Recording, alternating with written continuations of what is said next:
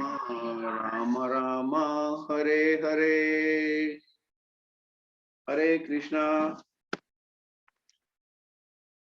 आइए आज हम कुछ रिवाइव करते हैं जो हमने कल पढ़ा था, या जो कुछ जानने का प्रयास किया था उसको छोटी सी समरी में, ताकि हमें याद हो जाए कि हम क्या बात कर चुके हैं और क्या ये इतना गूढ़ ज्ञान है कि इसको जब हम बार बार सुनते हैं तभी इसमें से कुछ समझ पाते हैं। जैसे हमने कल बात करी थी, जो 9वां अध्याय था, बीच का अध्याय था, उसका नाम था राज विद्या राजगुह्य योग। श्री कृष्ण जी ने ये अत्यंत गोपनीय ज्ञान, गहरा ज्ञान, जो जिसको गुह्य ज्ञान बोल रहे हैं, गोपनीय या गहरा ज्ञान बोल सकते हैं, अर्जुन को दिया क्योंकि अर्जुन इस ज्ञान का अधिकारी था। अनसूय था, जैसे हमने वर्ड यूज किया था, वह अनसूय था, यानी उसे कृष्ण पर पूरा विश्वास था और वो भगवान से ईर्ष्या भी नहीं करता था, और जो भगवान कहते थे उस पर ना नुकुर ना करके, मतलब उसको पूरा विश्वास करता था। श्री कृष्ण ने अर्जुन से कहा, अर्जुन तुम इस ज्ञान को जानकर सारे क्लेशों से मुक्त हो जाओगे। ये ज्ञान सभी विद्याओं का राजा है, जो समस्त रहस्यों में सर्वाधिक गोपनीय है। ये परम शुद्ध है, और क्योंकि ये आत्मा की प्रत्यक्ष अनुभूति कराने वाला है, अतः यह धर्म का सिद्धांत है। ये अविनाशी है और अत्यंत सुख पूर्वक संपन्न किया जाता है। अब आप जरा अपने मन में ख्याल लाइए कि हम भगवान जिस ज्ञान को गुह्य ज्ञान बता रहे हैं, वो ज्ञान क्या है। उस ज्ञान को अब हम स्टेप बाय स्टेप जानेंगे। लेकिन अगर कोई अपने ज्ञान के बारे में बताए तो ऐसा नहीं है कि भगवान जी कुछ लड्डू परोसने वाले हैं या कुछ और चीजें ऐसी देने वाले हैं। वो तो बहुत ही गोपनीय ज्ञान देने वाले हैं, जिसको हमें ध्यान से सुनना चाहिए। वो भगवान अपने बारे में बता रहे हैं कि मैं क्या क्या हूं और कौन व्यक्ति क्या क्या करके मुझे मेरे धाम तक आ सकता है। सबसे वो पहले कहते हैं, जो लोग भक्ति में श्रद्धा नहीं रखते वो मुझे प्राप्त नहीं कर पाते, अतः वह इस भौतिक जगत में जन्म मृत्यु के चक्कर में लगे रहते हैं। वो 84 लाख योनियों के फेर में लगे रहते हैं। ये साफ साफ प्रभु जी ने पहले ही बता दिया कि जो लोग भक्ति से, श्रद्धा से भक्ति नहीं करते, जब भी भक्ति करो श्रद्धा से भक्ति करो। यहाँ इस बात की इंपॉर्टेंस है कि जब भी आप भक्ति करें बड़ी श्रद्धा से भक्ति करें। श्रद्धा मतलब एक तो नित्य होनी चाहिए, दूसरा एक ही से श्रद्धा से, एक ही भगवान से, एक ही प्रभु से अपनी भक्ति करें और उसे श्रद्धा से करें। दूसरा वो कहते हैं, ये संपूर्ण जगत मेरे अवयव रूप द्वारा व्याप्त है। समस्त जीव मुझ में है किंतु मैं उनमें नहीं हूं, तथापि मेरे द्वारा उत्पन्न की हुई सारी वस्तुएं मुझ में स्थित नहीं रहती। भगवान इस सृष्टि के निर्माता हैं। जैसे कोई राजा ने अपने देश में बहुत सारी चीजें बनाई हैं, उसी हिसाब से भगवान जी कहते हैं कि मैं इस सृष्टि का निर्माता हूं और मैं इस सृष्टि का पालनहार हूं। और मैं दिखाई नहीं दे रहा, अव्यक्त हूं, लेकिन जितना भी संसार ये दिखाई दे रहा है, व्यक्त है, वो सब चीजें मैंने ही बनाई हैं और वो मेरे द्वारा ही उत्पन्न की गई हैं। मैं सभी जीवों का पालक हूं। तीसरी बात बता रहे हैं वो, मैं सभी जीवों का पालक हूं और सर्वत्र व्याप्त हूं, हर चीज में मैं हूं, लेकिन मैं इस विराट अभिव्यक्ति का अंश नहीं हूं, क्योंकि ये सृष्टि मेरे द्वारा रची गई है। जिस प्रकार सर्वत्र प्रबल वायु आकाश में स्थित रहती है, उसी प्रकार स्वस्थ प्राणी मुझ में स्थित है। आपने देखा होगा, आप ऊपर महसूस करें, पूरे में वायु ही वायु है। आकाश में जहां भी आकाश की हद तक वायु ही वायु है। भगवान जी कहते हैं उसी प्रकार, जिस प्रकार आकाश में वायु व्याप्त है, उसी प्रकार इस सृष्टि में मैं व्याप्त हूं। सारी सृष्टि मेरे द्वारा रची गई है। चौथी बात भगवान जी कहते हैं कि सदैव संपूर्ण विराट जगत मेरी इच्छा के अधीन है तथा मेरी इच्छा से स्वतः प्रकट तथा अप्रकट होता रहता है। ये सारी जो ज्ञान की बातें हैं, ये भगवान जी एक एक करके बता रहे हैं कि मैं क्या हूं। तो इसलिए हर एक को, जैसे कोई बहुत बड़ा व्यक्ति हो, उसके बारे में हर एक व्यक्ति की श्रद्धा अच्छी हो जाती है। लेकिन अगर कोई व्यक्ति बड़ा ना हो तो उसके बारे में श्रद्धा कैसे बनेगी। जो भगवान जी पहले अपने बारे में बता रहे हैं ताकि लोगों की श्रद्धा उनमें बने। बता रहे हैं कि मैं क्या क्या हूं। पांचवा पॉइंट भगवान जी बताते हैं, ये सारे काम मुझे नहीं बांधते। जो ये कार्य करते रहते हैं भगवान जी, सबको उत्पन्न करना, सृष्टि को बनाना, सृष्टि को विनाश करना, ये सारे कार्य मुझे नहीं बांधते। मैं उदासीन की भांति इन सारे भौतिक कर्मों से विरक्त रहता हूँ। फिर बता रहे हैं भगवान जी, ये भौतिक प्रकृति मेरी शक्तियों में से एक है।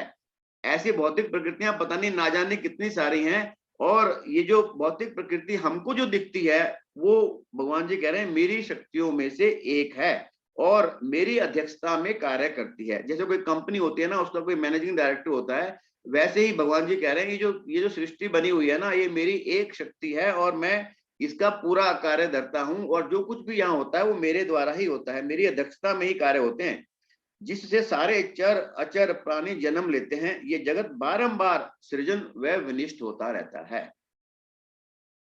कल्प का अंत होने पर, ब्रह्मा जी का एक दिन कल्प होता है, कल्प का अंत होने पर सारे प्राणी मेरी प्रकृति में प्रवेश करते हैं और अन्य कल्प के प्रारंभ होने पर अपनी शक्ति से मैं उन्हें उत्पन्न कर देता हूँ। ये जो पूरा हम कहते हैं ना काल आएगा, सब कुछ खत्म हो जाएगा, प्रलय आ गई, तो ये भगवान जी उसके बारे में बता रहे हैं कि जब कल्प का एंड होगा तब जाके कहीं इस सृष्टि का विनाश होगा और सारे व्यक्ति भगवान में जाकर मिल जाएंगे, और वहां से जब दोबारा कल्प शुरू होगा तो भगवान की शक्ति से दोबारा पैदा हो जाएंगे।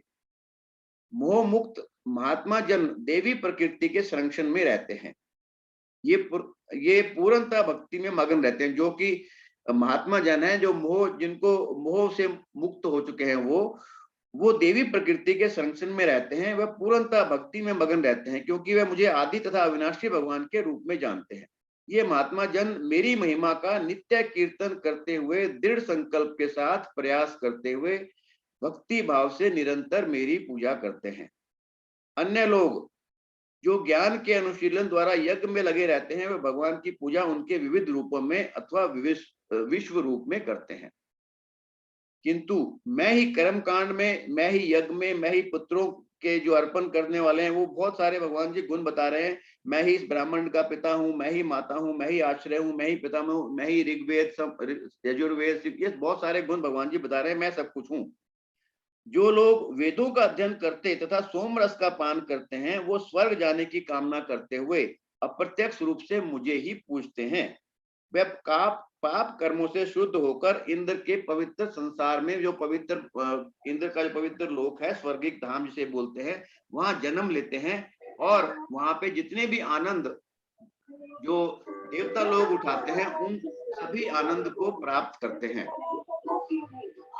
और जब उनके पुण्य कर्मों का,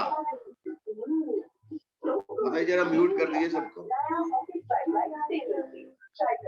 और जब उनके, हरे कृष्ण प्रभु जी, आपको अनम्यूट कर लीजिए।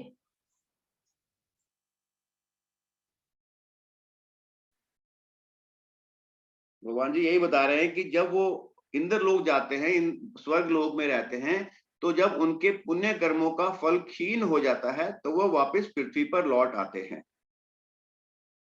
इस प्रकार ये कार्यक्रम चलता रहता है। और जो लोग अनन्य भाव से मेरा स्मरण करते हुए निरंतर मेरी पूजा करते हैं, उनकी जो आवश्यकताएं होती हैं उन्हें मैं पूरा करता हूँ, और जो कुछ उनके पास है मैं उसकी रक्षा करता हूँ। तो ये अलग अलग भक्ति चीजें भगवान ने बताई कि जो लोग उन्हें पूछते हैं उनका क्या होता है, और जो लोग उन्हें नहीं पूछते, अप्रत्यक्ष रूप से पूछते हैं, और जो स्वर्ग के जाने के जिनका मन में है, उनकी कामनाएं हैं, तो वो स्वर्ग जाते हैं। बाकी जो लोग हैं जो भगवान को पूछते हैं, भगवान को अनन्य भाव से याद करते हैं, वो भगवान के धाम पर जाते हैं।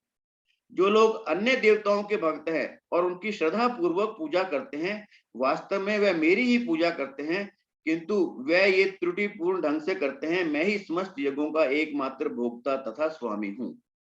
अतः जो लोग मेरे वास्तविक दिव्य स्वभाव को नहीं पहचानते, वो नीचे गिर जाते हैं। जो लोग देवताओं की पूजा करते हैं, वो देवताओं के बीच जन्म लेते हैं। जो लोग पितरों को भजते हैं, वो पितरों के पास जाते हैं। जो लोग भूत प्रेतों की पूजा करते हैं, वे उन्हीं के बीच जन्म लेते हैं। और जो मेरी पूजा करते हैं, वो मेरे साथ निवास करते हैं। बहुत ही क्लियर भगवान जी ने पिछले श्लोक में, पिछले अध्याय में बताया था।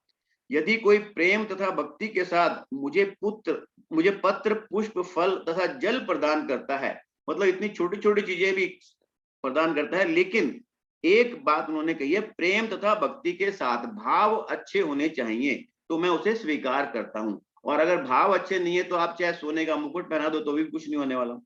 हे कुंती पुत्र, जो तुम करते हो, जो तुम खाते हो, जो कुछ अर्पित करते हो या दान करते हो और जो तपस्या करते हो, उसे मुझे अर्पित कर दो।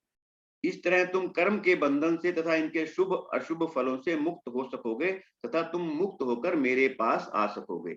जैसे कि हमने पहले भी बात सुनी थी कि अगर हम जब भी कोई कार्य करते हैं मुक्त इस व्यवहार से करते हैं कि ये कर्म मैं निमित्त मात्र कर रहा हूं, भगवान जी मुझसे ये कार्य करवा रहे हैं, वो कार्य अच्छा कार्य है, तो हम भगवान जी जो भी उसके कार्य के जो भी फल शुभ होंगे या अशुभ होंगे वो हमें नहीं लगेंगे। मैं ना तो किसी से द्वेष करता हूं, ये भगवान जी कह रहे हैं, मैं ना तो किसी से द्वेष करता हूं तथा ना ही किसी के साथ पक्षपात करता हूं, मैं सभी के लिए समभाव हूं। जो भी भक्ति पूर्वक मेरी सेवा करता है वह मेरा मित्र है और मैं भी उसका मित्र हूं और वो मुझ में ही स्थित रहता है। कितनी बड़ी बात भगवान जी ने बताई। और यदि कोई जघन्य से जघन्य कार्य करने के बाद भक्ति में रत रहता है, वो उसे साधु मानना चाहिए, क्योंकि वह अपने संकल्प से अडिग रहता है, वह तुरंत धर्मात्मा बन सकता है और स्थायी शांति को प्राप्त कर सकता है। मतलब जघन्य से जघन्य अपराध करने के पश्चात भी अगर किसी से कोई गलती हो गई है, अगर वह फिर भी भक्ति में रत रहता है, तो भगवान जी उसको माफ करते हैं और उसके पास बुलाने की उनको पूरी वो है। फिर कहते हैं भगवान जी, जो भी मेरी शरण ग्रहण करते हैं वह भले ही निम्न जन्म स्त्री वैश्य या शूद्र क्यों ना हो, वो परम धाम को प्राप्त करते हैं। फिर धर्मात्मा ब्राह्मणों भक्तों तथा राज ऋषियों के लिए क्या कहना। अतः इस दुख से भरे संसार में आ जाने पर मेरी प्रेमा भक्ति में अपने आप को लगाओ। जो भी व्यक्ति संसार में है, भगवान जी उनके लिए कह रहे हैं कि जो भी इस धरती पर जो लोग हैं वो प्रेमा भक्ति में, भगवान की प्रेमा भक्ति में अपने आप को लगाओ, अपने मन को मेरे नित्य चिंतन में लगाओ, मेरे भक्त बनो, मुझे नमस्कार करो, मेरी ही पूजा करो। इस प्रकार मुझ में पूर्णता से तल्लीन तुम मुझको निश्चित रूप से प्राप्त होंगे। कितनी बड़ी बात भगवान जी ने कही है कि हमें क्या करना है, सिर्फ कि तल्लीनता से, मन से, निश्चित भाव से अगर हम चाह रहे हैं कि हमें भगवान जी को प्राप्त करना है तो ये कार्य बहुत ही आसान है, सिर्फ हमें अपने मन से सब चीजें करनी है।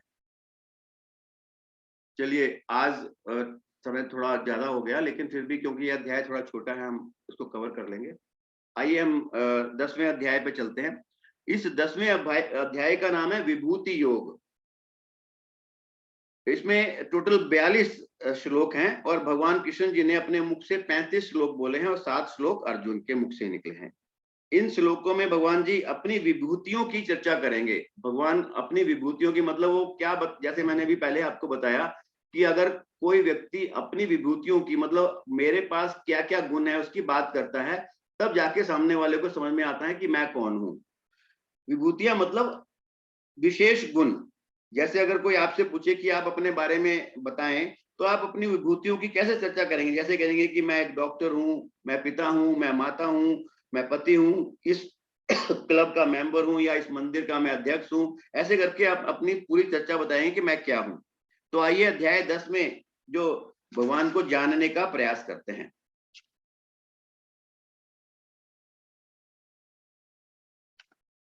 जो श्लोक 1 है वो कहता है, भूय एव महाबाहो शृणु पे परमम वचः यतते हम प्रिय मानया वक्ष्यामि हित काम यया। श्री भगवान ने कहा, हे महाबाहो अर्जुन, और आगे सुनो, क्योंकि तुम मेरे प्रिय सखा हो, अंत में तुम्हारे लाभ के लिए ऐसा ज्ञान प्रदान कर रहा हूं जो अभी तक मेरे द्वारा बताए गए ज्ञान से श्रेष्ठ है। अभी तक जो भगवान जी ने हमने अभी चर्चा करी 14-15 जो हमने बातें करी कि जो भगवान ने बताया कि ये मेरे गुह्य ज्ञान है। अब भगवान जी अपनी जो उनकी अपनी खुद की विशेष बातें हैं वो बताने जा रहे हैं। 7वें अध्याय से प्रारंभ करके श्री कृष्ण अपनी शक्तियों तथा उनके कार्य करने के विषय में बता चुके हैं। जैसे हमें पहले भी देखा था कि 7वें अध्याय से लेकर 12वां अध्याय भक्ति योग पर है, यानी भगवान जी के प्रति भक्ति हमारी कैसे बढ़े। वो भक्ति हमारी तब बढ़ेगी जब हमें पता लगेगा भगवान जी कौन है। भगवान जी की इतनी सारी शक्तियां हैं, भगवान जी के इतने सारे गुण हैं तब हम जाके किसी भी व्यक्ति की पूजा अर्चना करते हैं। इसलिए इस अध्याय में भगवान जी अपनी विभूतियों के बारे में बताएंगे, वो अपने ऐश्वर्य का वर्णन करेंगे। ज्यों ज्यों कोई भगवान के विषय में सुनता है त्यों त्यों वह भक्ति में रमता जाता है। ये बहुत सिंपल है। इसलिए मनुष्य को चाहिए कि भक्तों की संगति में भगवान के विषय में सदा श्रवण करे, उससे उसकी भक्ति बढ़ेगी। कृष्ण जी अर्जुन को कह रहे हैं कि क्योंकि तुम मेरे प्रिय सखा हो, प्रिय माना है शब्द यूज किया गया इसमें, तुम्हारे लाभ के लिए मैं ये बता रहा हूं कि ये ज्ञान मैं तुम्हें इसीलिए प्रदान कर रहा हूं कि तुम मेरे सखा हो। शिष्य का हित ही गुरु के ज्ञान का एकमात्र कारण होता है। ज्ञान जब गुरु किसी को अपने शिष्य को देता है तो उसमें उसका खुद का कोई औचित्य नहीं होता, वो अपने शिष्य का ही भला ढूंढ रहा होता है। इसलिए जो भी ज्ञान गुरुदेव से पूरे सिर माथे पर लगकर अपने जीवन में अंगीकार करना चाहिए। अगली स्लाइड पर चलते हैं हम, जहां पर हम श्लोक 2 पर चलेंगे।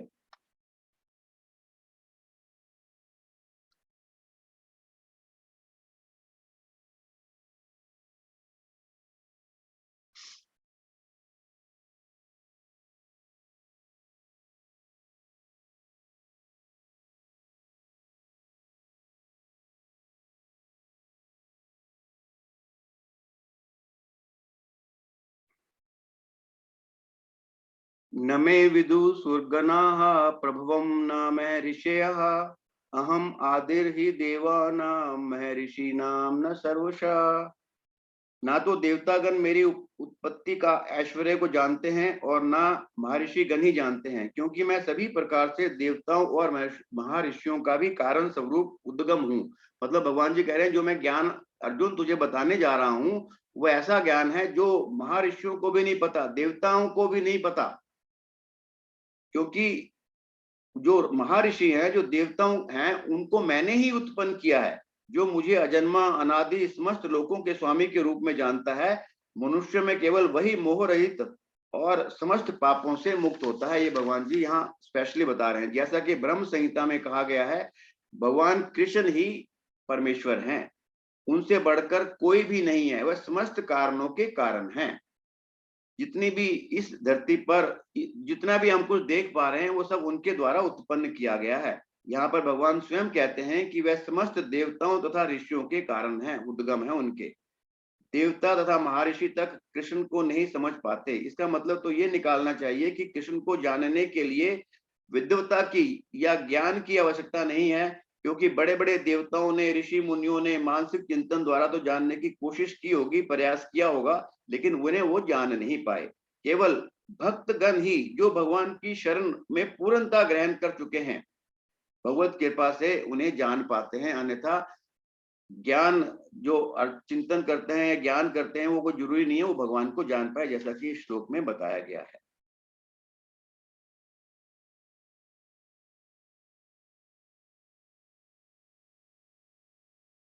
इस जो स्लाइड है, इस स्लाइड में भगवान जी को हमने अजन्मा अनादि अनंत अचिंत्य तथा इस श्लोक में संसार की उत्पत्ति के बारे में बता रहे हैं भगवान जी। भगवान जी तो जैसे हमने पहले भी पढ़ा था, भगवान जी क्या है? अजन्मा, मतलब उनका जन्म नहीं हुआ भगवान जी का, वो तो सृष्टि के रचयिता हैं, अनादि हैं, वो उनका आदि अंत कुछ भी नहीं है, अनंत है, मतलब उनकी कोई सीमा नहीं है, तथा अचिंत्य है, मतलब सब कुछ वही है। इस श्लोक में संसार की उत्पत्ति के बारे में भगवान जी जो बता रहे हैं वो आप सुनिए जरा ध्यान से इसको। जब कोई छोटा बच्चा अपनी माँ से पूछता है कि मुझे कहाँ से लाए, तब आप उसको जीवन की शुरुआत की सारी कहानी, सारी पद्धति नहीं समझाते, मात्र ये कहकर उसकी जिज्ञासा शांत कर देते हैं कि हम तुझे अस्पताल से लेके आए, या कुछ और इसी तरह का बहाना लगाते हैं। जब बच्चा वयस्क हो जाता है, बड़ा हो जाता है, तो फिर वो नहीं पूछता कि वो कहां से आया था। इसीलिए ना तो पूर्ण अज्ञानी पूछता है कि संसार किसने, कैसे, कब और क्यों बनाया था, और ना ही पूर्ण ज्ञानी पूछता है। ये प्रश्न पूछता है वो जो अध्यात्म में अभी नया नया आया है। अतः ये विचार आना अध्यात्म की शुरुआत है। विष्णु जी की नाभि से ब्रह्मा जी की उत्पत्ति हुई। ब्रह्मा जी जिन्होंने इस सारी सृष्टि को जन्म दिया, पहले विष्णु जी ने अपनी नाभि से ब्रह्मा जी को प्रकट किया। अतः ब्रह्मा जी के पिता कौन हुए? भगवान विष्णु। ब्रह्मा जी से सप्त ऋषियों की उत्पत्ति हुई। सप्त ऋषियों से मुनि जो मनु की उत्पत्ति हुई। जो संतानें हुई वो दो तरह से संतानें पैदा होती हैं। एक तो बिंदुज संतानें कहते हैं इनको, और दूसरों को कहते हैं नाद संतानें। बिंदु संतानें मतलब शास्त्रों के अनुसार बिंदुज का मतलब है जो स्त्री पुरुष के संयोग से पैदा हुई संतानें, उसे बिंदुज संतानें कहते हैं। और जो नाद संतानें होती हैं वो होती हैं जो दीक्षा से, मंत्र से, उपदेश से पैदा हुई होती हैं। तो यहाँ भगवान जी कह रहे हैं कि सप्त ऋषि वशिष्ठ, कश्यप, अत्रि, जमदाग्नि, गौतम, विश्वामित्र और भारद्वाज, ये सभी राज ऋषि विवाहित थे तथा इनकी सप्त ऋषियों ने पूरी की पूरी सृष्टि की रचना करी। उन्होंने जो संतान पैदा करी उस संतानों से ही इस सृष्टि की रचना हुई। और 14 मनु जो बीज संतानें थी, भगवान जी ने इस श्लोक में कहा मेरे भाव से उत्पन्न है। उन्होंने इस शब्द का मेरे भाव से उत्पन्न को शब्द को यूज किया है। और सनत कुमार जो थे, सनंदन कुमार, सनातन तथा सनत कुमार, ये नाद संतानें थी जिन्हें भगवान जी ने इस श्लोक में मेरे मन से उत्पन्न हुए शब्द का प्रयोग किया है। मतलब जो सृष्टि में अलग अलग देवतागण हैं या जो अलग अलग चीजों के इंचार्ज हैं, जिनको हम कह सकते हैं कि सप्त ऋषि या मनु या सनत कुमार जितने भी हैं, वो सारे के सारे अलग अलग तरह इस दुनिया में अलग अलग कार्य के लिए बने हैं। और उनकी पैदाइश कैसे हुई मैंने अभी आपको समझाया कि 14 जो मनु हैं वो बीज संतानें थी, और जो 4 सनत कुमार हैं वो भी वो नाद संतानें थी। और जो सप्त ऋषि हैं, जो 7 ऋषि थे, वो सारे के सारे भगवान जी, जो वो सारे के सारे बीज संतानें थी। तो ये सृष्टि के बारे में भगवान जी बता रहे हैं कि सृष्टि में कौन कौन क्या क्या है और उनका जन्म कैसे हुआ। एताम विभूतिम योगम च मम यो वेति तत्वत सोविकल्पेन योगेन युंजते नाथ संशया। जो मेरे इस ऐश्वर्य तथा योग से पूर्णतः आश्रयवस्त हैं, वे मेरी अनन्य भक्ति में तत्पर होता है, जिसमें तनिक भी संदेह नहीं है। भगवान की अनन्य भक्ति कौन करता है? जो भगवान को उनके ऐश्वर्यों के समेत जानता है। सामान्य लोग तो इतना ही जानते हैं कि ईश्वर महान है, किंतु ये नहीं जानते कि किस प्रकार महान है। जब कोई ये जान लेता है कि किस तरह महान है ईश्वर, तो वह सहज ही शरणागत होकर भगवत भक्ति में लग जाता है। अगर मुझे पता लगे कि भगवान जी की ये विभूतियां हैं, तो मैं या ऐसा कोई व्यक्ति जो भगवान जी के बारे में नहीं जानता, वो जल्दी ही भगवान की भक्ति में लग सकता है उनके गुणों को देखने के बाद। ऐसा वास्तविक ज्ञान भगवत गीता, श्रीमद् भागवतम तथा अन्य ऐसे ही ग्रंथों से प्राप्त किया जा सकता है। जब मनुष्य को इन पर अटूट विश्वास हो जाता है, तो वे अत्यंत श्रद्धा समेत तथा संशय रहित होकर कृष्ण को स्वीकार करते हैं और वो भक्ति उनकी करते हैं। भगवान की प्रेमा भक्ति में रुचि बढ़ाने के लिए ही इस विशिष्ट ज्ञान की आवश्यकता है। भगवान जी ये जो विशिष्ट ज्ञान देने जा रहे हैं, वो उस ज्ञान की आवश्यकता इसीलिए है कि ताकि लोगों की प्रेमा भक्ति उनकी तरफ बढ़े। कृष्ण की महानता को जानने की एक निष्ठ होकर भक्ति की जा सकती है।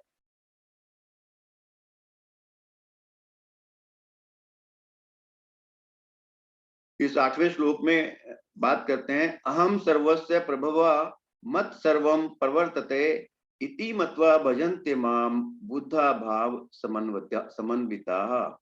मैं समस्त आध्यात्मिक तथा भौतिक जगतों का कारण हूँ। मतलब जितने भी आध्यात्मिक जगत है और भौतिक जगत है इस दुनिया में, 14 भौतिक जगत है इस दुनिया में, जो जिसे हम भौतिक जगत बोलते हैं, और आध्यात्मिक जगत बैकुंठ धाम जिसे बोलते हैं, वो बैकुंठ धाम उसको कह लो या गोलोक धाम कह लो, वो अलग है।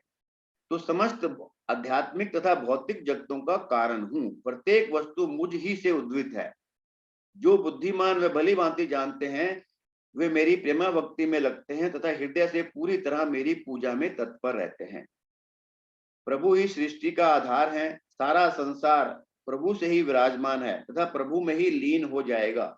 बुद्धिमान लोग ये समझकर प्रभु को भजते हैं। वेदों में भी यही लिखा है, ब्रह्मण्यो देवकी पुत्र। देवकी पुत्र कृष्ण ही भगवान है। ये नारायण उपनिषद में लिखा हुआ है कि ब्रह्मण्यो देवकी पुत्र, यानी देवकी पुत्र श्री कृष्ण ही भगवान है। ये भी कहा गया है कि सृष्टि के प्रारंभ में केवल भगवान नारायण थे, ना ब्रह्म थे, ना शिव जी थे, ना अग्नि थी, ना चंद्रमा थे, ना नक्षत्र थे और ना ही सूर्य देव थे। मोक्ष धर्म में कृष्ण कहते हैं जो मैंने ही प्रजापतियों को, शिव तथा अन्यों को उत्पन्न किया है, किंतु वह मेरी माया से मोहित होने के कारण ये सब नहीं जानते। वराह पुराण में भी यही कहा गया है, नारायण भगवान है जिनसे ब्रह्म उत्पन्न हुए, फिर ब्रह्म से शिव उत्पन्न हुए। भगवान स्वयं कहते हैं क्योंकि सारी वस्तुएं मुझसे उत्पन्न हैं, अतः मैं सभी का मूल कारण हूं। सारी वस्तुएं मेरे अधीन हैं, मेरे ऊपर कोई भी नहीं है। अतः भगवान को जो प्रमाणिक गुरु से या वैदिक साहित्य से इसी प्रकार जान लेता है, वो छोटी छोटी कामनाओं के लिए भगवान को याद नहीं करता।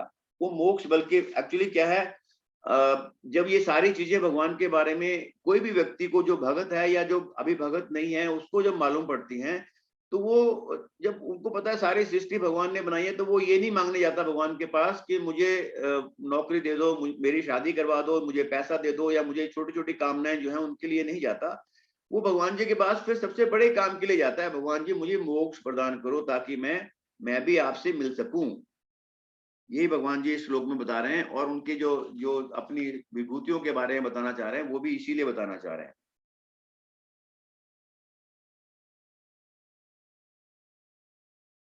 अगली स्लाइड पे चलते हैं।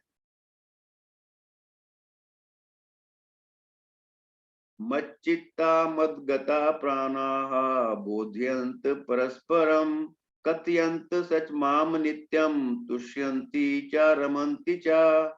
मेरे शुद्ध भक्तों के विचार मुझ में वास करते हैं, अपना जीवन मेरी सेवा में अर्पित रहते हैं, और वह एक दूसरे को ज्ञान प्रदान करते तथा मेरे विषय में बातें करते हुए परम संतोष तथा आनंद का अनुभव करते हैं। इस श्लोक में भगवान जी बता रहे हैं शुद्ध भक्त क्या करते हैं, शुद्ध भक्तों के जो लक्षण हैं वो क्या हैं। भगवत भगत परमेश्वर के गुणों को तथा उनकी लीलाओं के गुणगान में लगे रहते हैं। उनका हृदय तथा आत्माएं निरंतर भगवान कृष्ण में मग्न रहती हैं, और वे अन्य भक्तों से भगवान के विषय में बातें करते हैं और उसका आनंद अनुभव करते हैं। भक्ति की प्रारंभिक अवस्था में क्या करते हैं, यानी शुरू शुरू में तो वो भगवान की सेवा में ही लगे रहते हैं। जो भी नया भक्त होता है वो भक्ति कैसे करता है, शुरू शुरू में क्या करता है, वो भगवान की सेवा में आनंद महसूस करता है। पर जैसे जैसे उसकी भावना या उसकी साधना पक्की होती जाती है, वो ईश्वर प्रेम में प्राप्त होने लगता है। मतलब उसे कोई भी कार्य करने में इतना मजा आने लगता है कि उसे भगवान से प्रेम हो जाता है। ये सेकंड स्टेज होती है। और जब जब वह दिव्य स्थिति को प्राप्त कर लेता है, तो वो इस सर्वोच्च सिद्धि का स्वाद लेते हैं जो भगवत धाम से प्राप्त होती है। और ये देखो, ये श्लोक है, ये साधना के हर स्तर पर प्रकाश डालता है, तथा साथ साथ साधना के परिणामों की भी चर्चा करता है कि साधना करने से क्या क्या मिलने वाला है। सांसारिक स्तर पर मेरे में प्राणों को लगाकर, ये भगवान जी इसमें कह रहे हैं कि मेरे में प्राणों को लगाकर, अर्थात अपनी सारी गतिविधियां ब्रह्मार्पण कर दो। हर कर्म को इस भाव से करो कि मैं नहीं कर रहा, मुझे तो प्रकृति ने निमित्त बनाया है। और ऐसा कर्म करो, जैसे कर्म करो, कर्म मुझे ऐसे कर्म जो मेरे प्रभु के करीब ले जा रहे हैं। जो भी कर्म मैं करने जा रहा हूं, हर व्यक्ति को, जो भी भक्ति योगी है, उसे ये देखना चाहिए कि क्या ये कर्म मुझे भगवान के पास ले जा रहे हैं, मुझे आत्म साक्षात की ओर पहुंचा रहे हैं। बस इतनी सी बात है। यदि हाँ, तो मनुष्य को वो कर्म करना चाहिए, अन्यथा नहीं। दूसरा वर्ड इसमें यूज किया हुआ भगवान जी ने, मेरे में चित्त लगाकर, अर्थात भक्ति योग द्वारा आपका मन उस परम तत्व से जुड़ जाए तथा मेरा बोध करना ज्ञान मार्ग की ओर संकेत करता है। भगवान जी यहाँ भक्ति योग ज्ञान मार्ग दोनों को मिक्स कर रहे हैं।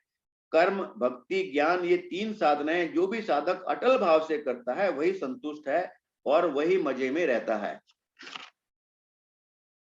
स्पष्ट भाषा में कहा जाए तो साधक अब तीनों साधनाएं करता है।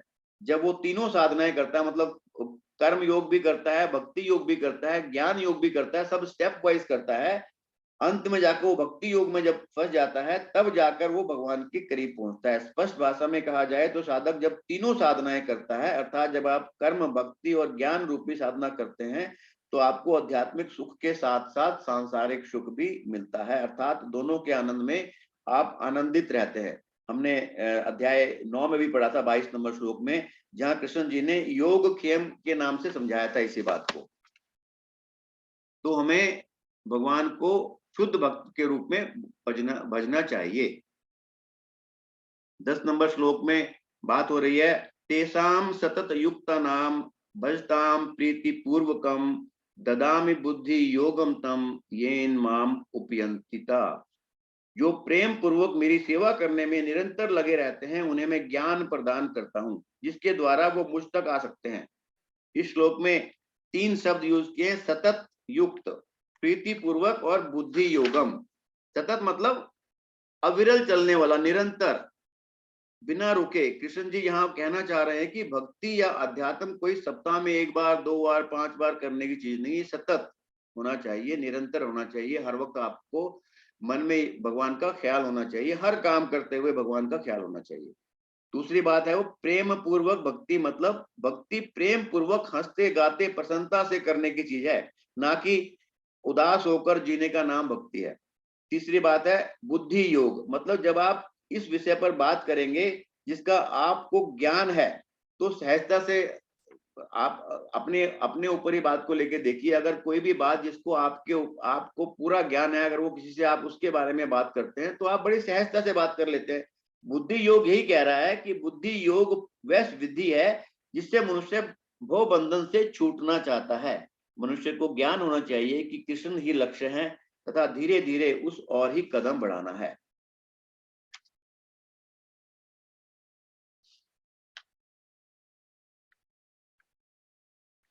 अगली स्लाइड पर चलते हैं।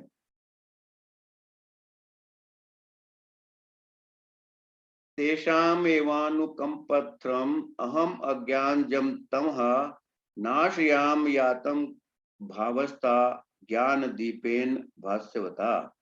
मैं उन पर विशेष कृपा करने के हेतु उनके हृदयों में वास करते हुए ज्ञान के प्रकाशमान दीपक के द्वारा अज्ञान जन्य अंधकार को दूर करता हूँ। सारी बातें जो भगवान जी बता रहे हैं वो शुद्ध भगत के बारे में बता रहे हैं कि शुद्ध भगत में क्या क्या गुण होने चाहिए।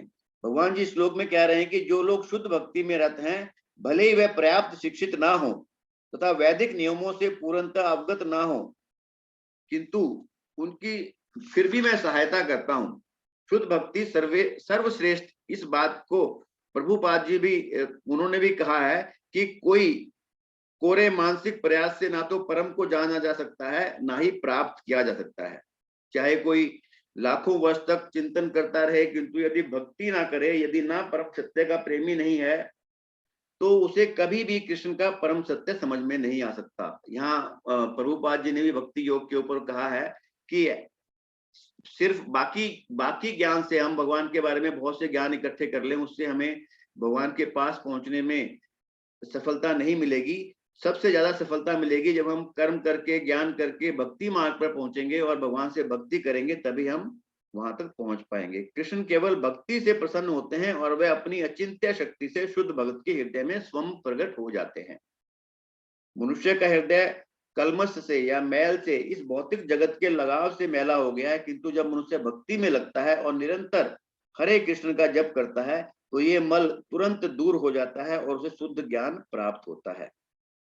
परम लक्ष्य विष्णु को इसी जप द्वारा भक्ति से प्राप्त किया जाता है। हम सब इस भौतिक जगत में रहते हैं, भौतिक जगत के जितने भी कार्यकलाप हैं सभी के सभी शुद्ध नहीं है, ज्यादातर शुद्ध नहीं है। इस वजह से जो मनुष्य की चाह क्या है, मनुष्य अपनी इच्छाएं पूरी करना चाहता है। जब वो इच्छाओं को पूरी करना चाहता है तो उसके हृदय में मैल जमा होती रहती है, उसके मन में मैल जमा होती रहती है, तो जो आत्मा है उसके ऊपर भी मैल जमा होती रहती है। तो जो उसका एक्चुअल स्वरूप है वो नजर नहीं आता, उसका एक्चुअल पर्पस क्या है वो समझ में नहीं आता। इसलिए मनुष्य क्या करता है, हर चीज पे चाहता है, ये भी मैं ले लूं, ये भी मैं ले लूं, गाड़ी भी ले लूं, घोड़ा भी ले लूं, मैं घर भी ले लूं, सब चीज मैं ले लूं। और उस लेने के चक्कर में उसके जो मन पे हर चीज के ऊपर जो मैल जमा हो जाता है, उस मैल को भक्ति रूपी यंत्र जो है वो ही उसको साफ करता है। और जब हम भक्ति रूपी यंत्र से अपने मन को साफ कर लेते हैं, तभी जाकर भगवान से मिलने की कहानी आगे शुरू होती है।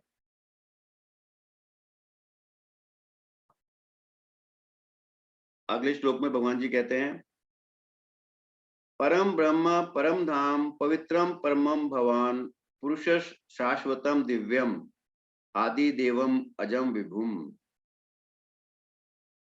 श्लोक 13 भी पढ़ लेते हैं क्योंकि दोनों कंबाइंड हैं। आहु सत्वाम ऋष्य सर्वे देव ऋषि नारद तथा आसितो देवलो व्यास स्वयं चैव ब्रवीषि में। अर्जुन ने कहा आप, अब ये सारे जो चीजें भगवान ने कही उनको सुनने के बाद अब अर्जुन बोल रहा है, आप परम भगवान, परम धाम, परम पवित्र, परम सत्य हैं। आप नित्य, दिव्य, आदि पुरुष, अजन्मा तथा महानतम है। नारद, असित, देवल तथा व्यास जैसे ऋषि आपके सत्य की पुष्टि करते हैं और अब आप स्वयं भी मुझसे कह रहे हैं। अब देखिए, इस अध्याय के 4 महत्वपूर्ण श्लोकों को सुनकर, जो भी जितने श्लोक हमने इस अध्याय के अभी पढ़े हैं, उसमें जो 4 महत्वपूर्ण श्लोकों को सुनकर हमने अभी पढ़े हैं, वो उनको सुनकर अर्जुन की सारी शंकाएं दूर हो जाती हैं। अभी तक अर्जुन क्या कर रहा था? अर्जुन भगवान को भगवान नहीं मान रहा था, वो उसको मित्र मान रहा था।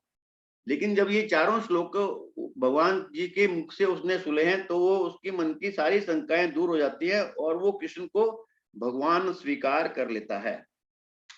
और इस 2 श्लोकों में तथा आगे के 5 श्लोकों में जो अर्जुन ने भगवान के लिए कहे हैं, उनमें सभी में यही बात आ रही है। जैसे 15 नंबर श्लोक है, उसमें भगवत गीता में ये एकमात्र श्लोक है जिसमें यहाँ पे शायद है नहीं, वो 15 नंबर श्लोक में एक भगवान को अर्जुन ने पहली बार, एक ही श्लोक है जिसमें अर्जुन ने भगवान जी को 5 नामों से पुकारा है। उन्होंने उसको 5 नामों को संबोधित करता है। 5 नाम क्या क्या भगवान के लिए अर्जुन ने कहे? पुरुषोत्तम। दूसरा, उन्होंने एक ही श्लोक में, मैं श्लोक आपको अभी पढ़ के बताता हूं, स्वयं एवात्मना आत्मानम व्यतितत्वम पुरुषोत्तम भूत भावना भूतेषु देव देवे जगतपते। भगवान जी ने, अर्जुन ने भगवान जी को कहा पुरुषोत्तम। दूसरी बात उन्होंने करी भूत भावन। भूत भावन किसे कहते हैं? सारा जगत आप से उत्पन्न हुआ है, आप में ही स्थित है तथा आप में ही समा जाएगा। इसे जिनकी ये गुण होते हैं वो उन्हें भूत भावन कहते हैं। तो भगवान को कृष्ण अर्जुन ने कहा भूत भावन। दूसरा, तीसरी बात उन्होंने करी भूतेश, भूतों का ईश, भूतों का मालिक। आपके बिना पत्ता भी नहीं हिल सकता। लेकिन इसका अर्थ ये नहीं है कि मनुष्य के पास काम करने की स्वतंत्रता नहीं है। हर मनुष्य की किस्मत उसके अपने पुरुषार्थ से बनती है। किसी ने पहले क्वेश्चन भी पूछा था ये, तो ये ध्यान रखें कि भगवान तो भूतेश हैं, वो सभी जितने भी लोग हैं उनके बिना कुछ भी पत्ता नहीं हिल सकता। लेकिन उसका मतलब ये नहीं कि हम कुछ भी कार्य नहीं कर सकते। हम अपने कार्य करने में स्वतंत्र हैं और हमारे जो फल मिलने वाले हैं, हमारे जो कर्म होने वाले हैं, हमारे जो कर्म है उन्हीं से फल मिलने वाले हैं। देवों के देव प्रभु 33 करोड़ देवी देवताओं से ऊपर हैं। और लास्ट में उन्होंने बात करी जगतपति, संसार को चलाने वाले। तो ये सारे के सारे श्लोक अर्जुन बता रहा है। अर्जुन भगवान जी के बारे में और भी जो गुणगान करता है उसे हम और देख लेते हैं एक बार। वो कहता है, हे कृष्ण, हे परम योगी,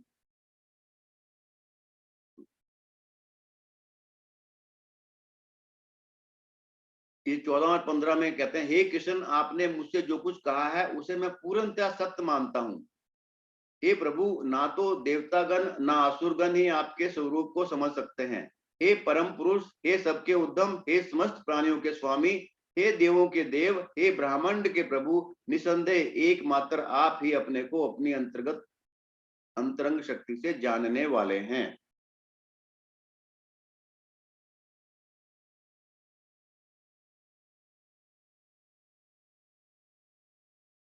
अगले श्लोक में बात आती है, हे कृष्ण, हे परम योगी, मैं किस तरह आपका निरंतर चिंतन करूं और आपको कैसे जानूं? हे भगवान, आपका स्मरण किन किन रूपों में किया जाए? फिर श्लोक नंबर 18 में कहते हैं, हे जनार्दन, आप पुनः विस्तार से अपने ऐश्वर्य तथा योग शक्ति का वर्णन करें। मैं आपके विषय में सुनकर कभी तृप्त नहीं होता, क्योंकि जितना ही आपके विषय में सुनता हूं उतना ही आपके शब्द अमृत को चखता हूं। इस तरह जो 7 श्लोक हैं, 12 नंबर से लेकर 18 नंबर तक, सारे के सारे श्लोकों में अर्जुन भगवान की प्रशंसा कर रहा है और उन्हें प्रशंसा करके वो अब उसके मन में पता लग गया उसको कि भगवान जो कृष्ण है वो उसके दोस्त अलग हैं, वो एक्चुअल में भगवान हैं और सारे जितने भी ब्रह्मांड हैं वो उन्होंने ही बनाए हुए हैं। अब यहाँ 19 नंबर श्लोक से एंड तक जितने भी सारे श्लोक हैं, भगवान अपनी बारे में जो विभूतियों के बारे में उन्होंने सबसे पहले श्लोक में कहा था, वो विभूतियों के बारे में बताते हैं। मैं आपको उनको पढ़ के बताता हूँ भगवान जी क्या कहना चाह रहे हैं। भगवान जी कह रहे हैं, हे गुड़ाकेश, गुड़ाकेश मतलब जो समझने वाला, मैं सब भूतों की हृदय में स्थित आत्मा हूं तथा भूतों का आदि मध्य तथा अंत मैं ही हूं। मैं आदित्यों में विष्णु हूं, ज्योतियों में किरण वाला सूर्य हूं, वायु में मारीची हूं, नक्षत्रों में चंद्रमा हूं, वेदों में साम वेद हूं, देवों में इंद्र हूं, इंद्रियों में मन हूं, भूत प्राणियों में चेतना हूं, रुद्रों में शंकर हूं, यक्ष तथा राक्षसों में कुबेर हूं, वसुओं में मैं अग्नि हूं, पर्वतों में मैं सुमेरु हूं। हे पार्थ, मुख्य पुरोहितों में मुझे ब्रह्म बृहस्पति जानो, सेनापतियों में मैं कार्तिक हूँ। कार्तिक सबसे कार्तिक जो भगवान शंकर जी के बेटे थे, बहुत ही सेनापतियों में बहुत ही बलशाली थे। तथा जलाशयों में मैं सागर हूँ। मैं महर्षियों में भृगु हूँ, वचनों में अक्षर हूँ, यज्ञों में जप यज्ञ और स्थिर रहने वालों में मैं हिमालय हूँ। सब वृक्षों में पीपल का वृक्ष हूँ, देव ऋषियों में मैं नारद हूँ, गंधर्वों में चित्तरथ और सिद्धों में मैं कपिल मुनि हूँ। घोड़ों में अमृत से उत्पन्न उच्चेश्वा नामक घोड़ा मैं हूँ। हाथियों में ऐरावत तथा मनुष्य में राजा ही मुझे जानो। मैं शस्त्रों में वज्र हूँ, गौओं में कामधेनु गाय हूँ, संतानों की उत्पत्ति का हेतु कामदेव हूँ, सर्पों में वासुकी नाग हूँ। मैं नागों में शेष नाग, जलचरों में वरुण हूँ, पितरों में अयरमा और शासन करने वालों में यमराज हूँ। मैं दैत्यों में प्रहलाद, गणना करने वालों का समय हूँ, पशुओं में मृगराज सिंह हूँ और पक्षियों में गरुड़ हूँ। मैं पवित्र करने वालों में वायु हूँ तथा शस्त्रधारियों में राम हूँ। जल जंतियों में मकर हूँ तथा नदियों में मैं गंगा हूँ। हे अर्जुन, सृष्टियों का आदि और अंत मध्य मैं ही हूँ। विद्याओं में अध्यात्म विद्या तथा आपस में बहस करने वालों में मैं वाद हूँ। मैं अक्षरों में ओंकार हूँ, समासों में द्वंद्व समास हूँ, अक्षय काल में चारों दिशाओं में मुख वाला हूँ तथा सबका धाता मैं ही हूँ। मैं सबका नाश करने वाला मृत्यु हूँ, आगे होने वालों की उत्पत्ति का कारण हूँ तथा स्त्रियों में कीर्ति, श्री, वाक, स्मृति, मेघा, धृति और क्षमा हूँ। गायन करने वाले में श्रुतियों में भृतश्याम हूँ, छंदों में गायत्री छंद हूँ, महीनों में मार्गशीर्ष का महीना तथा ऋतुओं में वसंत ऋतु हूँ। मैं छल करने वालों में जुआ, तेजस्वी पुरुषों का तेज हूँ, मैं विजय हूँ, मैं निश्चय हूँ, सात्विक पुरुषों का सात्विक भाव हूँ। विष्णु वंशियों में वासुदेव, पांडवों में धनंजय, मुनियों में वेद व्यास और कवियों में शुक्राचार्य कवि भी मैं ही हूँ। दमन करने वालों का दंड, विजय की इच्छा करने वालों की नीति, गोपनीयों में मौन तथा ज्ञानवानियों का ज्ञान मैं ही हूँ। और जो सब भूतों का बीज है वह मैं ही हूँ। हे अर्जुन, कोई चर तथा अचर भूत नहीं है जो मुझसे रहित हो। इस तरह भगवान जी ने अपने सारे गुण गिना दिए। सारे गुण तो क्या गिनाए, उन्होंने तो सिर्फ उतने गुण गिनाए जो कि बहुत इंपॉर्टेंट थे। ये सारे गुण इसमें लिखे हुए हैं, मैं क्या हूं और किस में से मैं क्या हूं। जैसे हिमालय पर्वत, उन्होंने पर्वतों में हिमालय पर्वत बोल दिया, और जो गायत्री मंत्रों में गायत्री मंत्र, ऐसे करते करते उन्होंने सारी चीजें बता दी। वो सब चीजें भगवान जी ने इसीलिए बताई हैं यहाँ पर, ताकि हमारा मन उनमें लगे और हम अध्यात्म की ओर अधिक से अधिक जल्दी से जल्दी बढ़े।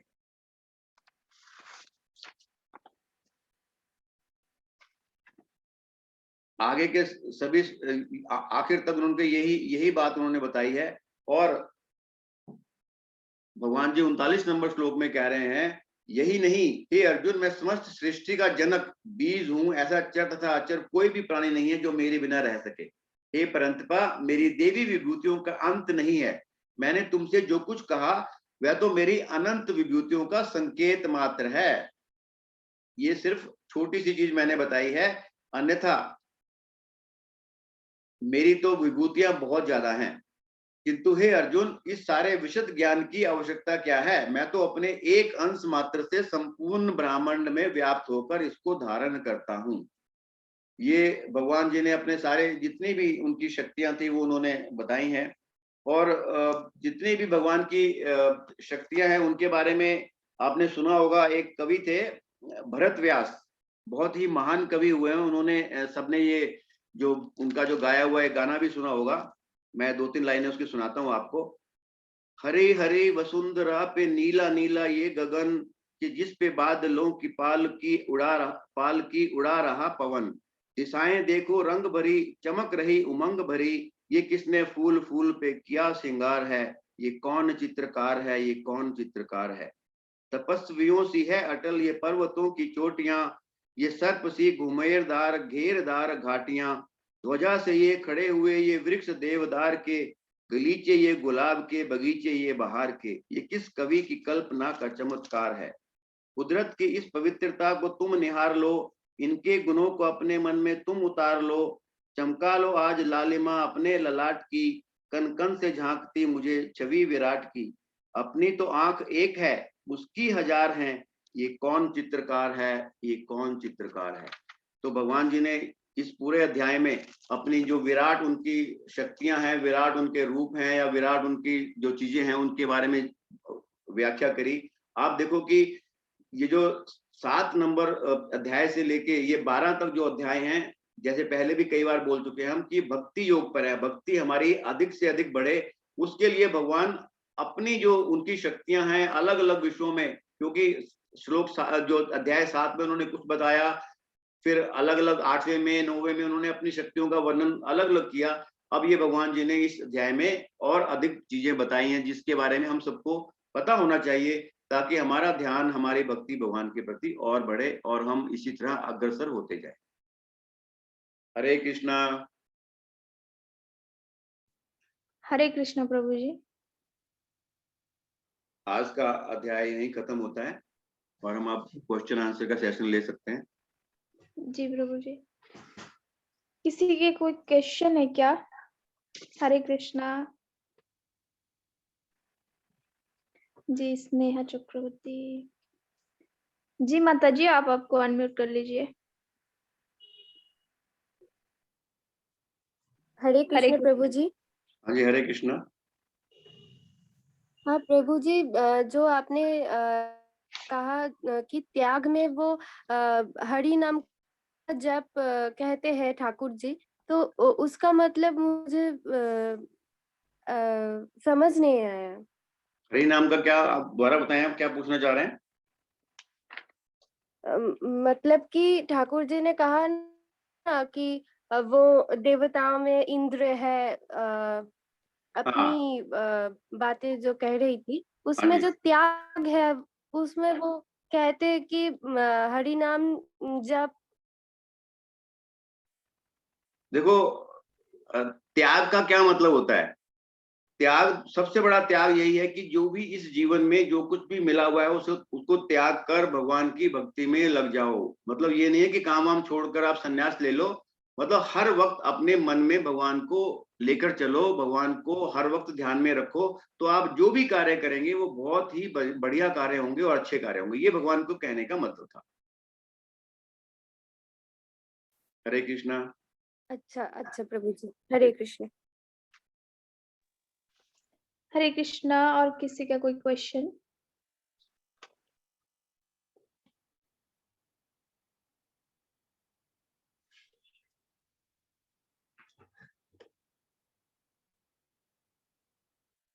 हरे कृष्णा।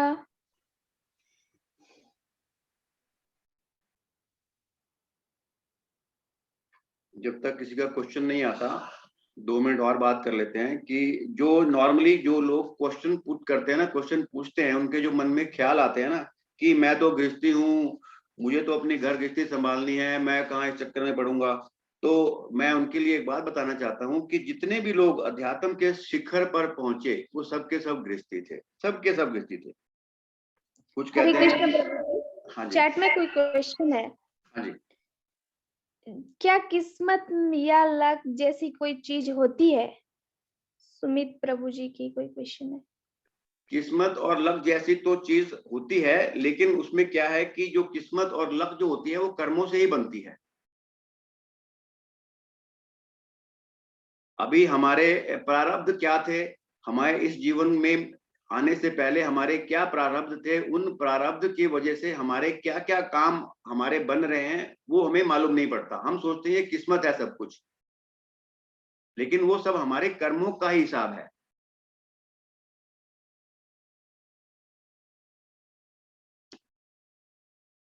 क्योंकि हमें अपने पिछले कर्मों का हमने क्या अच्छे अच्छे कार्य कर रखे थे या क्या कैसे कार्य किए थे उनका कुछ अता पता नहीं है। इसलिए जो हमारे पास जो दुख आते हैं या हमारे पास जो सुख आते हैं वो सब उन के परिणामों का ही फल है।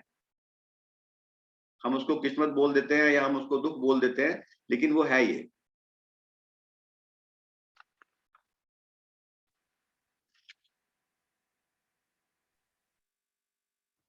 हरे कृष्णा।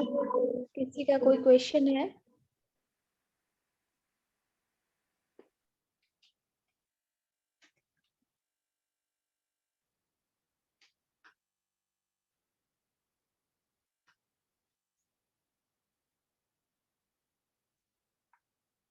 एक ज्यादातर लोग जो पूछते हैं अध्यात्म में मैं चला गया तो संसार का और परिवार से छूट जाऊंगा, ये सबके मन में, बहुत से लोगों के मन में ये डाउट होता है।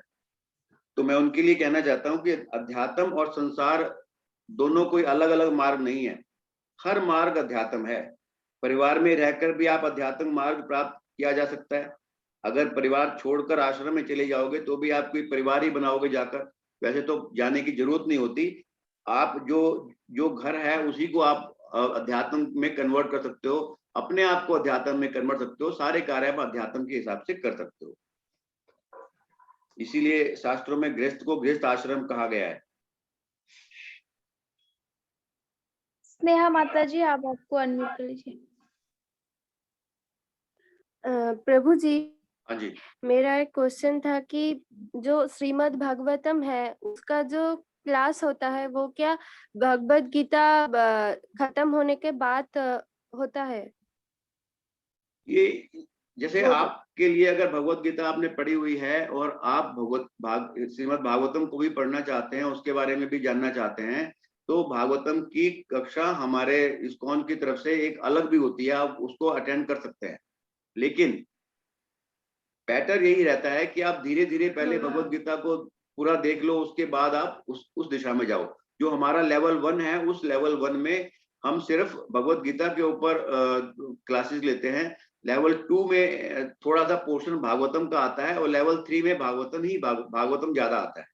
तो हम आप इसी स्टेप में चलते जाओगे, लेवल 1, लेवल 2, लेवल 3, तो भागवतम आपको पढ़ने को मिलेगी, आपको समझने को मिलेगी। हरे कृष्णा। और प्रभु जी, वो जो गीता का जो श्लोक है ना, उसको तो उच्चारण करना ठीक से नहीं आता, तो वो कैसे सीखे? उसके लिए भी अलग अलग क्लासेस होती हैं।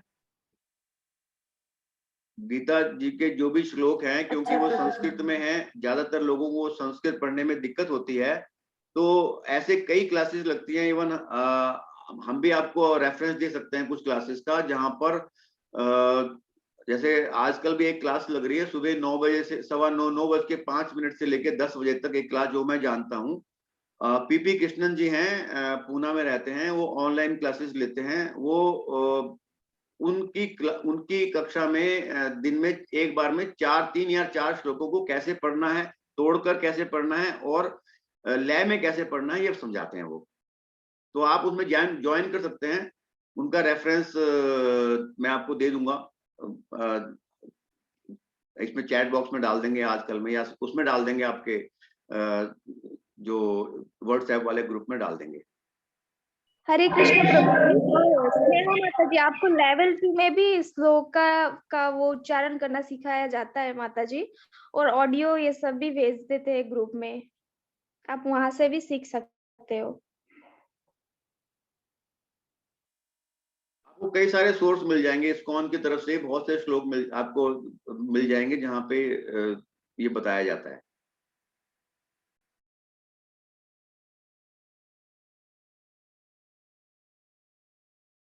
प्रभु जी, एक चैट बॉक्स में क्वेश्चन है। हाँ जी। अगर आत्मा निर्लेप है तो गंगा नहाने से पाप कैसे मिटेगा? क्या लिखे निर्लेप, कैसे मिटेगा? उनका उनका मतलब यही होगा कि आत्मा तो निर्लेप है, लेकिन जो व्यक्ति, जो मनुष्य इस धरती पर रह रहे हैं, वो जो आत्मा है उसके ऊपर तो मैल चढ़ गया ना, जो हम आज डिस्कस कर रहे थे। हम जितने भी मनुष्य इस धरती पर हैं, अपनी इच्छाओं के पीछे इतना भागते हैं कि उन इच्छाओं को पूरा करने के लिए कुछ भी कर्म कर लेते हैं। जब हम ये सोचते हैं जितना भी इस संसार में चीजें दिख रही हैं, वो सब सभी की सभी चीजें भगवान की हैं, भगवान उनके मालिक हैं, और यूज हम उनको कर रहे हैं। और उसको यूज करने के उपरांत भी हमें तसल्ली नहीं है, हम चाहते हैं कि हमें और चीजें मिल जाएं, हमें इसके अलावा और मिल जाए, और एक इच्छा पूरी होने के बाद दूसरी इच्छा।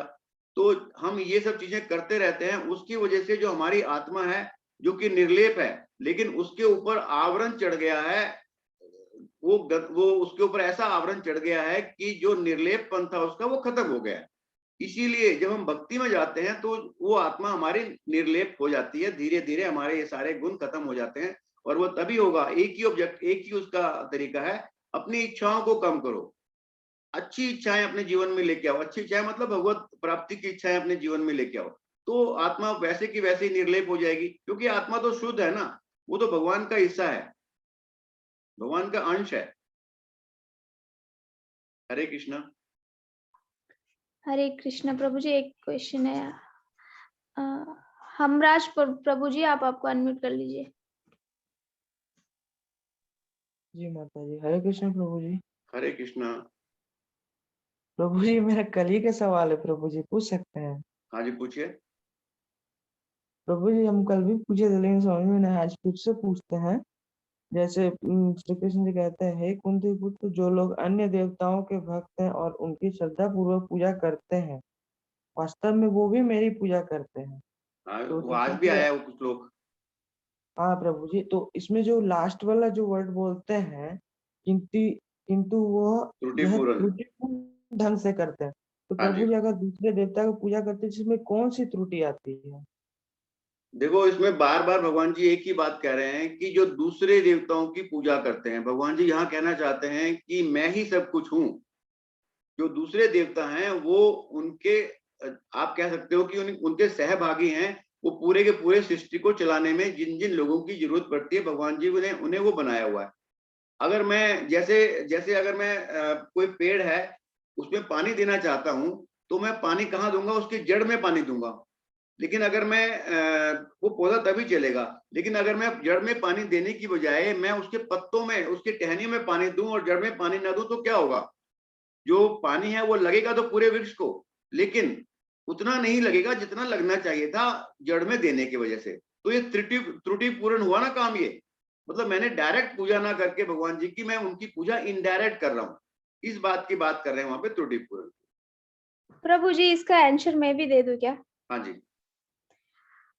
जी प्रभु जी, यहाँ पे भगवान ने बोला है, भगवान का खुद का एक लोक है, भगवान बार बार बोल रहे हैं, भगवान ये भी बोल रहे हैं, जो भगवान मतलब वो पूजा करते हैं अन्य दूसरे भगवान के, वो स्वर्ग लोक ये सब लोक में जा सकते हैं। जो भूत प्रेत के पूजा करते हैं उन्हीं के स्थान पे जन्म लेते हैं। भगवान बार बार बोल रहे हैं हम लोगों को जाना है गोलोक, वैकुंठ।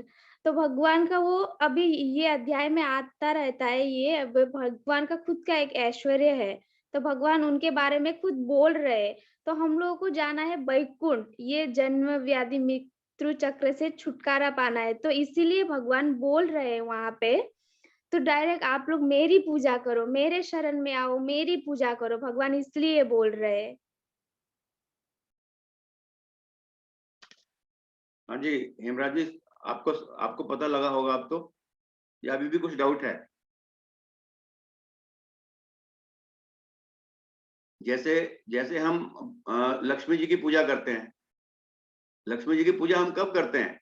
जब हमें धन धन चाहिए या कुछ सामान कुछ चाहिए। ज्यादातर धन की पूजा, धन की जब हमें जरूरत होती है तो हम लक्ष्मी जी की पूजा करते हैं, लक्ष्मी माँ मेरी मुझ पे अपनी कृपा बनाए रखना।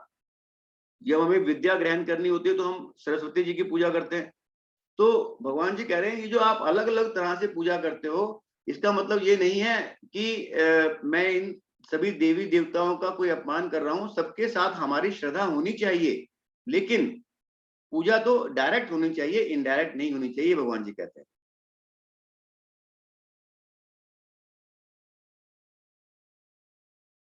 हम लोग सभी 33 करोड़ देवी देवताओं की तरफ ही ज्यादा भागते हैं।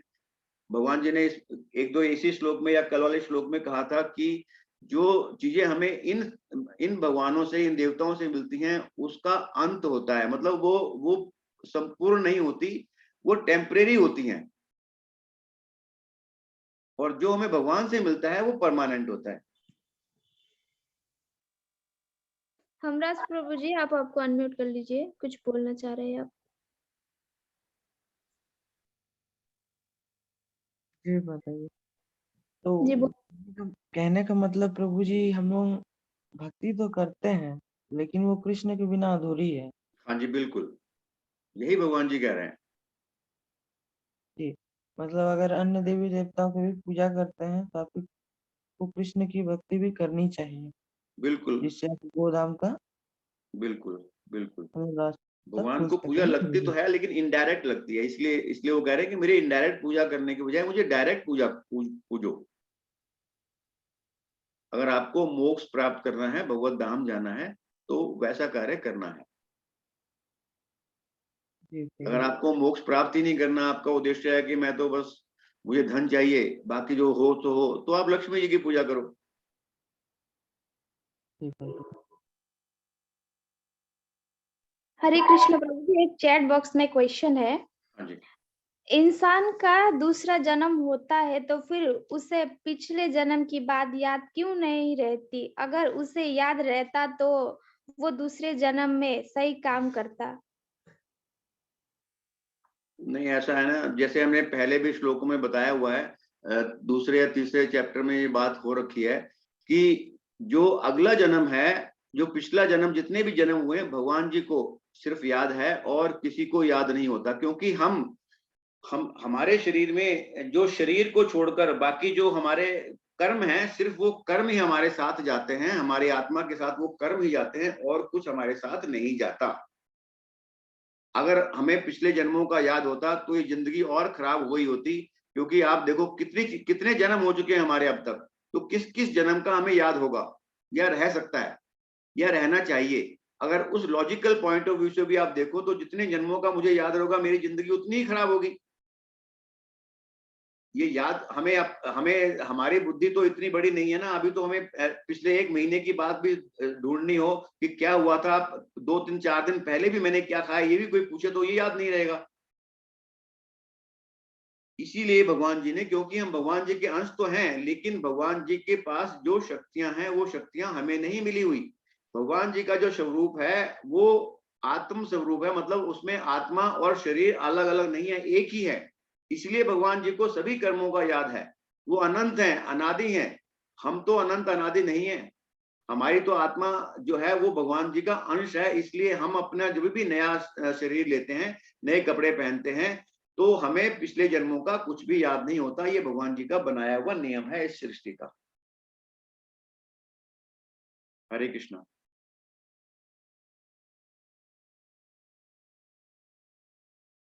जी प्रभु जी। और हमने कोई अच्छे पुण्य कर्म किए हुए होंगे, वो हमारे साथ जाते हैं। जैसे कि पहले भी श्लोक में एक डिस्कस हुआ था कि आपकी अगर कोई भक्ति की, आपकी कोई बात हो रखी है, आप भक्ति करते हो, तो आप उस लेवल से अगले जन्म में ऊपर जाते हो। आपका जन्म ऐसे घर में, ऐसे घराने में, ऐसी जगह पे होता है जहां पे आपकी भक्ति उस लेवल से फिर आगे शुरू होती है।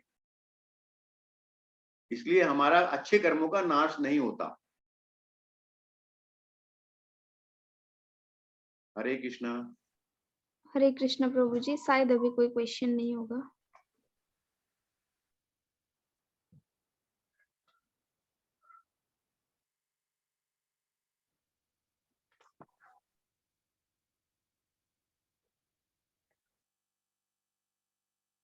हे प्रभु जी, पूजा की सरल विधि कैसे होनी चाहिए?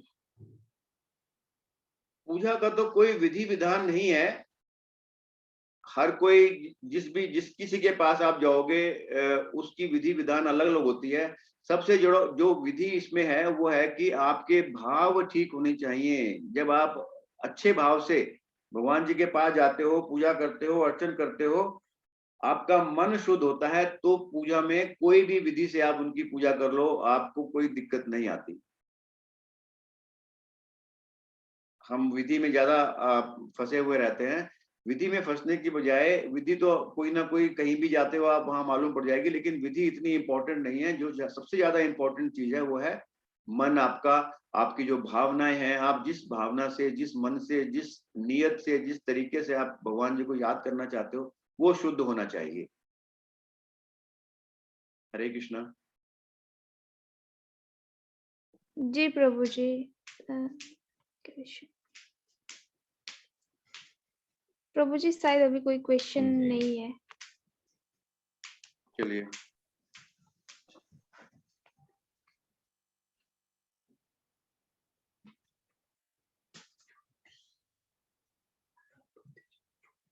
सुमित जी का कोई क्वेश्चन था ना अभी? जी प्रभु जी, अभी अभी जब हम मंदिर में जाते हैं, कई बार ऐसा होता है पंडित जी, पैसे क्या लिखे प्रभु जी, थोड़ा पंडित जी सा। पैसे मांगते हैं क्या?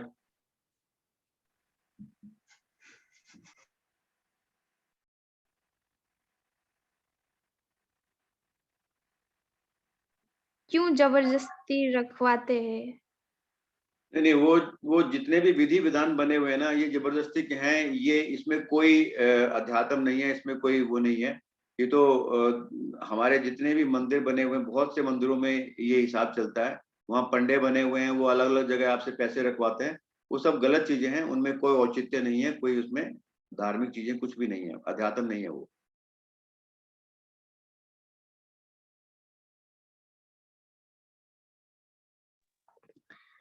जी प्रभु जी, शायद अभी कोई क्वेश्चन नहीं है।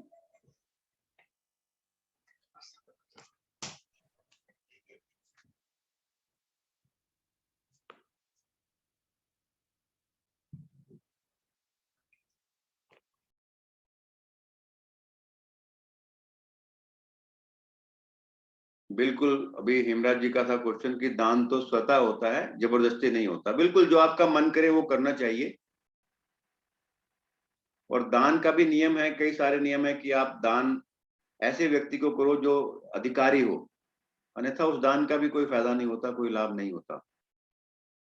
और आध्यात्मिक लाभ सबसे बड़ा लाभ है, जहां आप अपने पैसे का खर्च इस काम के लिए करें कि भगवान का ऐश्वर्य, भगवान के बारे में लोगों का ध्यान बढ़े, भगवान के बारे में लोग गुणगान करें, भगवान के बारे में बताएं, भगवान की चर्चा करें। ऐसे ऐसे विषयों में अगर आप दान दक्षिणा करते हैं तो वो सबसे श्रेष्ठ है।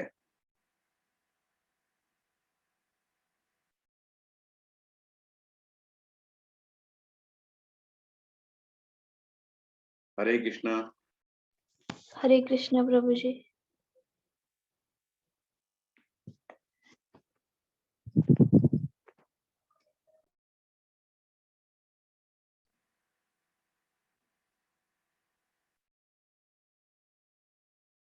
सभी से निवेदन है कि अधिक से अधिक संख्या में जुड़े, क्योंकि अब आज 10वां अध्याय हमारा खत्म हुआ है। और अभी अगला जो कल का अध्याय होने वाला है, भगवान की जो विश्व रूप के बारे में जो चर्चा की जाएगी, भगवान ने जो अपना एक्चुअल रूप दिखाया, वो बहुत से अच्छे इंटरेस्टिंग सब्जेक्ट्स अब आने वाले हैं। तो इसलिए ज्यादातर लोग जुड़े। मैं समझ सकता हूँ कि गीता जी का हर एक चीजें समझ में आना इतना आसान नहीं है, लेकिन हम अपने मन से, श्रद्धा से जब हम ये सब चीजें करते रहेंगे तो हमें जरूर लाभ मिलने वाला है, जरूर ही लाभ मिलने वाला है।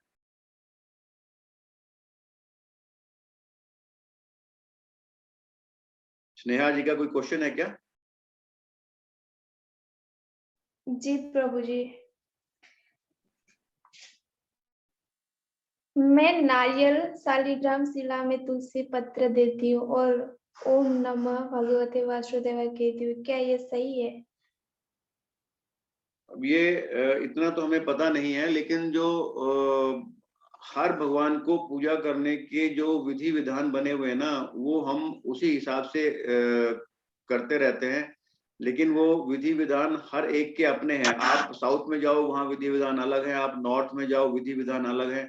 तो ये सब विधि विधान आप अपने मन से करिए, लेकिन अपनी भावना को दुरुस्त रखिए। कुछ लोग नारियल चढ़ाते हैं, कुछ लोग नारियल नहीं चढ़ाते हैं। तो ऐसे ऐसे विधि विधान बना रखे हैं, उनका क्या औचित्य है, उनकी क्या वो परंपरा से क्या चले आ रहा है, वो सब चीजें अलग अलग हैं।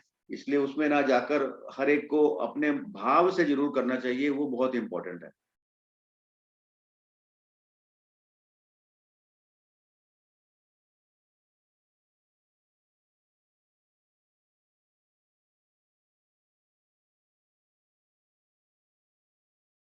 नारियल कैसा भी निकले, आपने तो अपने मन से भाव से नारियल चढ़ाया ना भगवान जी को। इसलिए सबसे पहले मैं यही बता रहा हूँ आपको कि आपके भाव शुद्ध होने चाहिए। बाकी आप नारियल चढ़ाओ ना चढ़ाओ, कोई और कार्य करो ना करो, लेकिन जब आप मंदिर जाओ या भगवान को पूजो, जहां भी आप जाते हो, आपका मन साफ होना चाहिए, आपका व्यवहार साफ होना चाहिए, आपका सबके साथ व्यवहार भी बिल्कुल सही होना चाहिए। भाव सबसे बहुत इंपॉर्टेंट चीज है।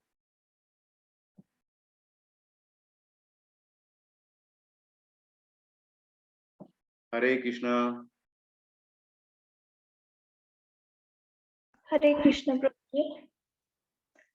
यहीं पे खत्म करें क्लास को। जी प्रभु जी।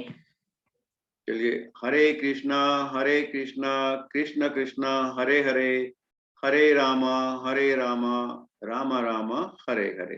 हरे कृष्णा। हरे कृष्ण। एंड कर दो। जी प्रभु जी। हरे कृष्ण।